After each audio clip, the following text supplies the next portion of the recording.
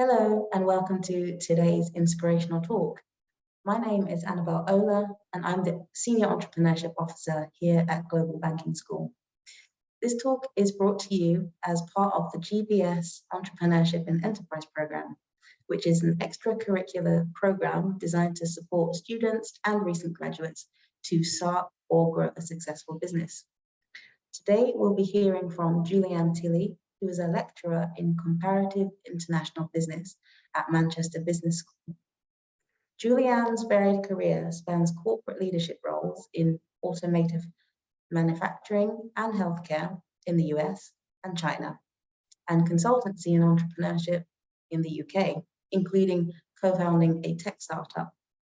She recently moved back to Manchester and is pursuing opportunities aimed at fostering both intellectual and physical movement. So please enjoy this talk from Juliann. I had never thought about China as a place to go. It wasn't a place on my radar. I mean, I grew up in Detroit, not really, I love Chinese food, that was it, but I hadn't really ever thought about that as a place to go and live. And so we went on a look-see trip and thought, oh, Shanghai was brilliant, absolutely brilliant. But here's what General Motors said, you can't do that. So they were all really willing and happy to give my husband a job and to have him go over on an expat assignment. But they said, Juliann, nothing for you, because we don't support a dual career policy when in Asia, we just don't. And I thought, I said, okay, well, then we struck a deal with General Motors.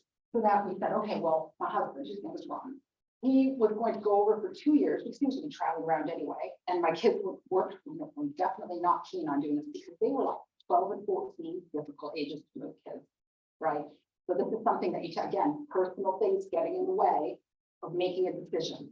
But I thought, no, I got all on board with this. We definitely need to do this. It's going to be cool. It's up and coming. It's great. We're going to do this. But then General Motors, nope, you can't do what you think they're going to do. Juliann, sorry. And the kids were like, oh, no, we really don't want to do this. And I thought, no, we're going to do it anyway because we're all going to. And then my entrepreneurial thoughts kicked in and I thought, okay, fine. Struck a deal. Ron's going to stay for 2 years. We are going to go with a family for 1 year because it was a 3-year assignment, right?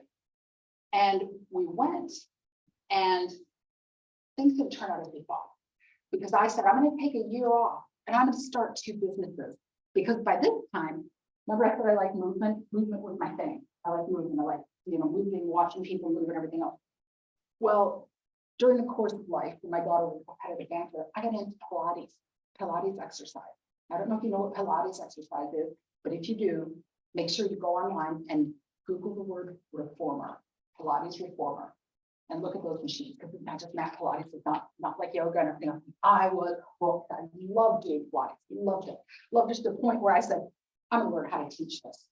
This is what I'm going to do.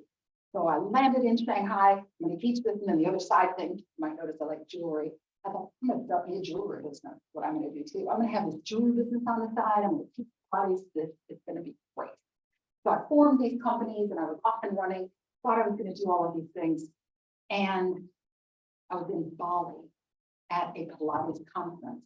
I was taking my course, and I was actually in Hong Kong, taking my Pilates course in Hong Kong at the Architect Studio in Hong. And I was getting my qualification, and then I got a phone call when I was at this conference. General Motors came calling, and General Motors said, Juliann, we have a job for you. And I said, you have got to be kidding me. Because I've already got my plans. This is going to be my life. This is what I've decided I'm doing everything. But I got there, oh no, you're really going to like this. You're going to like it. And I'm going to stop there and make a distinction.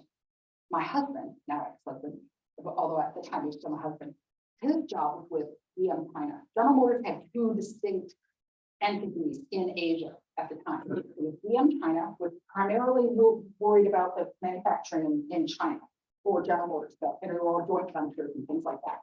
And then there was the Asia Pacific, like piece of General Motors, so General Motors Asia Pacific.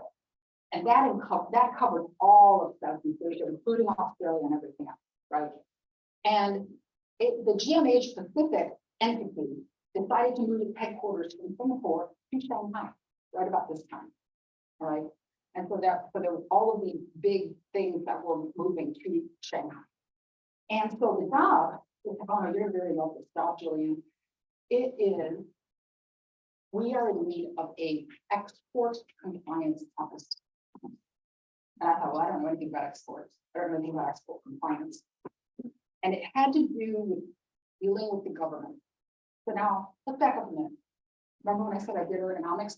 Ergonomics is governed by the Occupational Safety and Health Administration, a government entity in the US, all right? So, and I had always been dealing with that regulatory entity when I was working in that other job. So now here I am again. And they said, no, you know what? This export compliance is just sort of like same song, different thing. Because instead of dealing with the Occupational Safety and Health Administration, you are going to be dealing with the Department of Commerce and the Department of Defense. Mainly. Only I'm going to talk about regulations and then, oh, you can learn this, it's not a problem. You know, we definitely need this. The reason why they needed to do that was because General Motors had done very bad thing. And they hadn't ever applied for an export complaint, export license ever. And they got cracked down on it by the government. And they ended up getting fined and told, you better implement this. So they had done this all in the US, but then they looked around and said, well, what about the rest of the world? And it turned out I happened to be in Asia at this time. I didn't have a job. They told me I wasn't going to get a job. And then suddenly they were like, oh no, we need you to do this.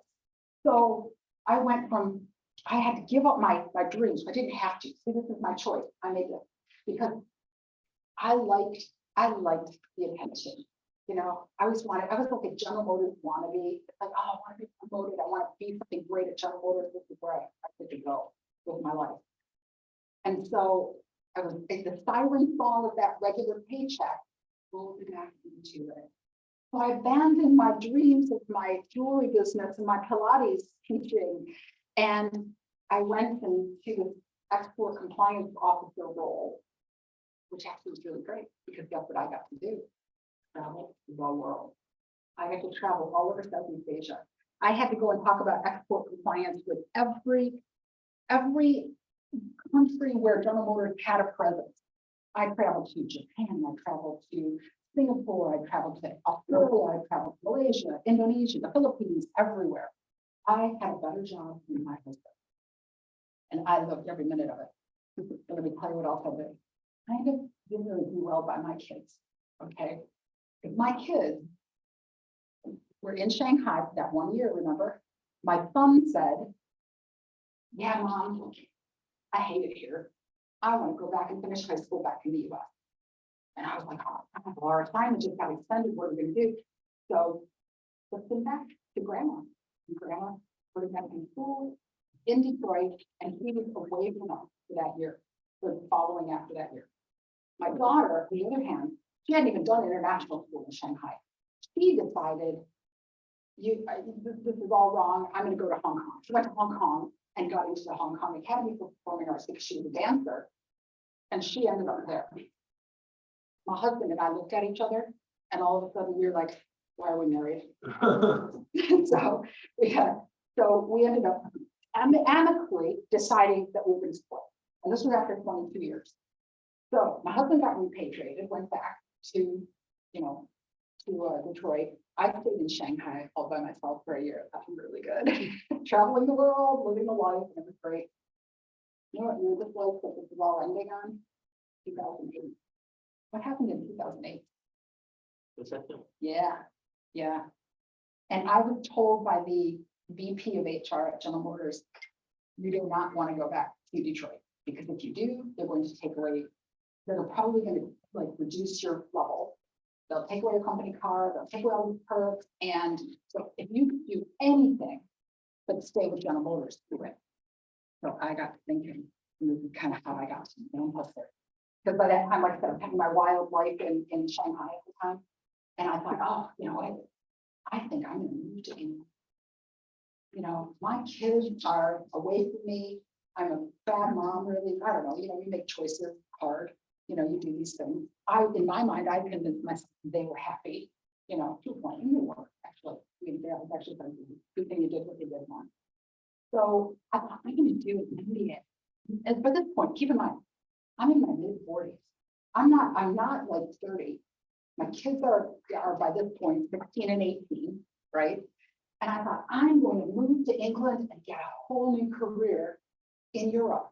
Now, why I was thinking, and because I hadn't done the MBA by that point, I wasn't thinking that what was going on with the recession in 2008, somehow that wasn't going to happen here. I don't know. So I said, what I do. And so I got accepted to the full-time MBA program at Alliance Campus Business School here. And I went through the program and I did it. And of course, the world crashed and I had no prospects of a job or whatever. So what did I do? I started thinking, okay, well, put my little entrepreneurial hat back on again. I'm thinking, okay, this time I'm going to do it. I'm going to do this time. So I started another little consultancy company, started doing all kinds of little work with small, medium-sized enterprises like everyone does, picking that up. And then I was talking to a couple of guys and we decided we are going to do a head startup. So we started this company called Veracity. And at the time it was, this was like before all the AI stuff, right? And what we did was it had to do with it was looking at social media and using a combination of natural language programming and also being able to use like crowdsourcing to try to make sense of things. So if any of you are familiar with something called Amazon Mechanical Turk, it's a way of like breaking a task down into tiny little pieces and then you sub it out here to these people who are clerks and they solve the problem, do whatever really quickly, send it back, they get a little bit of money and you get the result right back. So we had this idea to do sense making of like social media postings for marketing purposes and doing that. We even landed some venture capital, which was really cool. We burned through our venture capital very quickly. Also UK venture capital, which that was probably my biggest lesson learned. People are very risk averse here, even in the venture capital world. So it would have been better if we had gone with US venture capital, but we didn't do that, which was really ironic because two of us were Americans on this team. So you think that if we ever were involved for a little period of time there, and then we ended up not really like that. Worked through money, ended up wrapping it up, and then of course technology moved on. I mean, it's not even an idea, right? And so, but at the time it was really cool. We did this. That was fun. So we did that, and I learned a lot. Learned a lot about the team because you'll hear this in your course too. The team is everything. Your team is everything. If your team isn't right, doesn't matter. Team. So, you know what I got to take away from that whole experience too?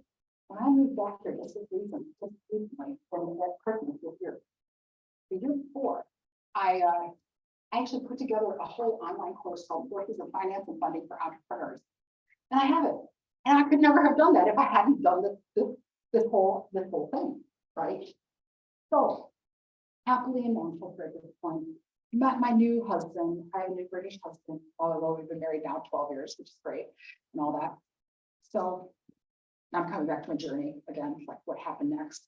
And I was so happy here in Manchester. I thought, I'm doing this. Then I had a crisis of confidence. After the tech startup thing, I started to think, oh my God, I don't have a real job.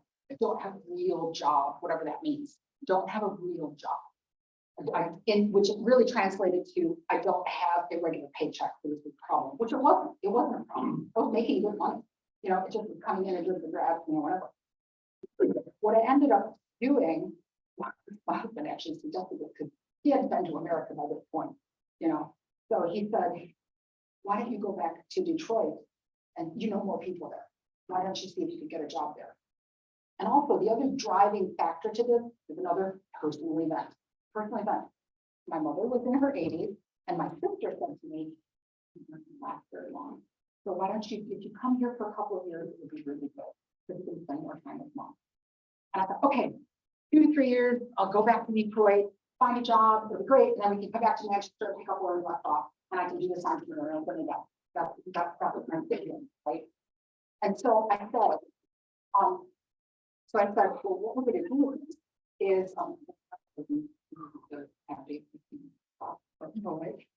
we won't think anything of that. But anyway, so what we decided was 2 or 3 years. It ended up being 9.5 years. I ended up working in health insurance and healthcare, not in automotive like I thought. But then I was able to parlay that into something else too, because another thing that I was doing kind of a little entrepreneurially, because I had started to do projects, student projects for Manchester Business School, for University, different places. And because I had that knowledge of healthcare and manufacturing and automotive, and having done a startup and having done all these things, I could actually do something entirely different. So there's all these opportunities that kind of come along by having all of these things happen to you that become part of your own lived experience, right? And so my message to you really is that every one of you has a journey that's similar to mine. Every one of you. You have experiences. There will be certain themes that will come out to you. For me, it was the ones that I mentioned, the box picking, the fight, the tension between, corporate versus entrepreneur. But the point is, that's what makes you you. And that's what makes your life interesting. And that is what those dots and connecting them up to figuring out what your purpose is. What I ultimately figured out that what I feel like my purpose is movement, intellectual movement, because I love working with students. I love watching students progress and seeing things. That's why I love doing these consultancy projects. They're really great. So intellectual movement and physical movement. Because guess what I'm doing now? I mean, I did. It was part of when I was in Detroit, I actually did do other qualification slides and I taught for a long time. So now that I'm back here, I'm building out that identity. So I'm teaching Pilates, doing these things, and it fits perfectly with my purpose and what I feel like I should be doing now. I have some ideas about collective, cooperative Pilates sort of things going on, and I intend to pursue those here because Manchester is a place of great, great opportunity, great lots of things come up. Yeah, so I can't even wrap it up here pretty soon, I think. But anyway, this is, I guess what I want to try to do is to give you that sense of whatever it is that you've done, it feeds into what you're going to do. And that it's never too late to set a goal, to go for something, and navigate through and see where you can find whatever's going to happen, and whatever decisions and choices that you make. I brought this along with me because I really like this a lot. It's expect the most wonderful things to happen. It's just a really nice quote. It's like when you're faced with adverse circumstances and with things that maybe don't turn out as expected, you expect the most wonderful things to happen. That's a lot better than expecting the worst to happen. And so you set your hopes, you set your dreams, and you're able to do that, and you can succeed however you define success. And don't let the world define it for you. That's the other message that I have, is that don't let the world define your success.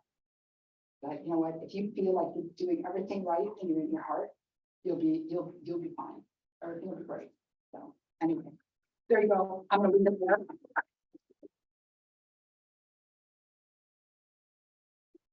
And thank you again for coming. I don't know if any of you have questions or anything. I know there was a lot of personal information and whatnot. I think hopefully the food came through, but do you have any questions?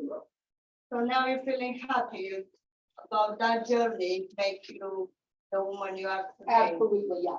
Absolutely, yeah. I would not be standing here in front of you if I hadn't had all of these experiences and all these things happen.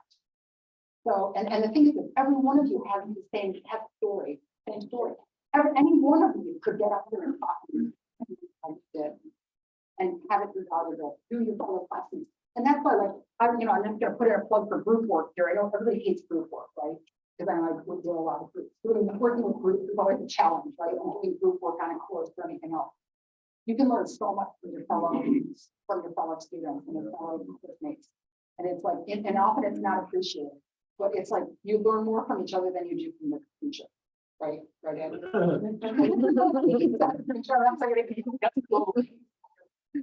Yeah, so you learn and you learn to appreciate things. Yeah.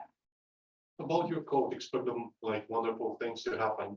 I'm here. Yeah. It sounds like dreaming shouldn't we be like more like realistic, like expect worse things to happen so we can find them? Everything's not pink. No, everything's not. But you know what? If you shoot for up here, you only get here, you're gonna be better off than shot down here and ended up. If you're thinking about a hypothetical situation, you might as well be positive than negative. Right. It's hypothetical either way, so you might as well get something positive out of it. And it's your mind, it's your mindset, how you think about things. You know, have you probably come across the book, The Growth Mindset, the Fixed Mindset? Yeah. You talk about all of that, right? And it's like, really, if you turn something around and think, all right, I'm gonna think about it this way rather than that way. Like, you know, I can sit there and say, oh my God, you know, sometimes I do go down a rabbit hole and I'll think, oh God, you know, I never studied languages the way I wanted to. Oh my God, my life is horrible. It's like I never got it. Oh, I'm such a failure. I'm such a failure. But now I'm thinking, no, oh my gosh, I did all these other things and I ended up traveling around the world. Speak really bad Chinese, but at least I have to speak some of it, you know. I mean, know enough French and, you know, Spanish to get into trouble. But it's like that became not to focus, you know, and I've had so many other things that I've done since and I've really been. And I focus on those. That's what I focus on. Is I look at all the different things that I've done. You know, it's not, and so I don't measure it by, oh, but I'm not a VP. I mean, I have so many classmates who I went to engineering school. Oh my God, Mary Barra, who is the CEO of General Motors right now. I went to school with her. Do I want to be her? No, I do not, because I know the price she paid to get where she is. So, you know, like that wouldn't have been me. I mean, good for her, but it's like original way. Yeah, yeah. Would you say that's it's defined on what your value of success?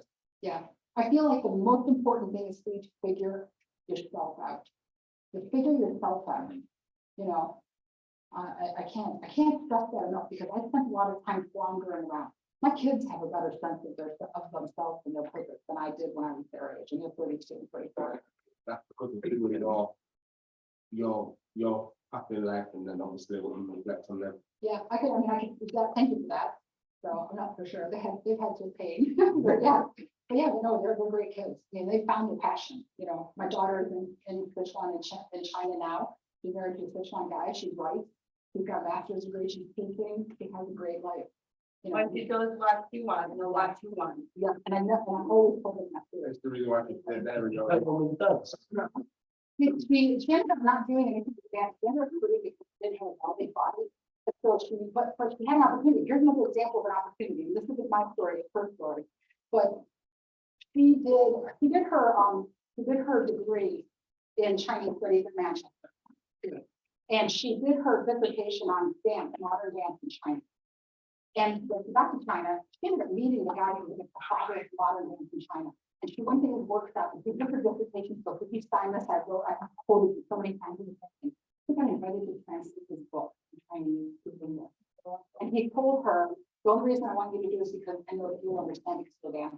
You'll be able to do it. You know, yeah. These are neat about how these things are connected. You know, one thing leads to another. This kind of thing. My son is a welder. You know, he likes welding, but he messed about doing illustration and all kinds of artsy things. And now he's starting to do like art level things, which is cool. Yeah. Can I take a picture of that book? Please? Of course you can. Yeah, definitely. Yeah. That's a little notebook. The beginning of the lecture, you talk about your company. Why did you didn't go for the IPO? Why did I go for the IPO? Because we ran out of the initial first ESG funding on it. And then when we couldn't do it, well, our team actually kind of fell apart a little bit. So we had a hard time pulling together to go for another venture capital get more money. And there were a number of reasons why it failed, some big reasons. But based on a lot of what I looked at too, we would have been better off if we had gotten things off the ground and have it. And my opinion is that we sort of squandered some of that money. We could have done a better job of that, which really upset me in a way because my background ultimately that specialty of engineering that I talked about, it sits under something called industrial engineering, which I felt like the blue. It's like I knew how to do this, and I did, you know. So yeah. No choices. It's like sometimes right, sometimes wrong. Anybody else have any questions? Comments? I hope this is useful to you. I know that it's hard to get your head around someone else's life, especially maybe like that. It's really my birthday tomorrow, and I'm going to so. Thank you. I didn't want. So it's like my lived experience is nothing like yours, and yours is so much more compelling to you. Everything, but what I can tell you. I feel significant.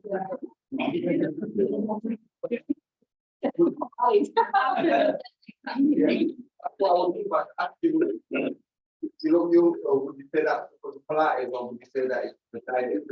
Oh, it's all- it's a lot of things. It's like, you know, I mean, I really, don't get me wrong, I drink. I'm here. But it's, like, you know, I'm part of a good. I have this word, there's people when they look like they're 40. Yeah. I mean, and plus I do fly, I take care of myself, but I also think it's the attitude too. I like to, I don't want to hang out with people my age or, you know. Because that they try to define you as that age, and you Yeah, can't yeah, really I don't do wanna what you put load of. Exactly. Yeah. Yeah, And- totally. And I think about that your whole life, don't just get comfortable with your own, hang with your own people, you know, hang with others. Thank you again.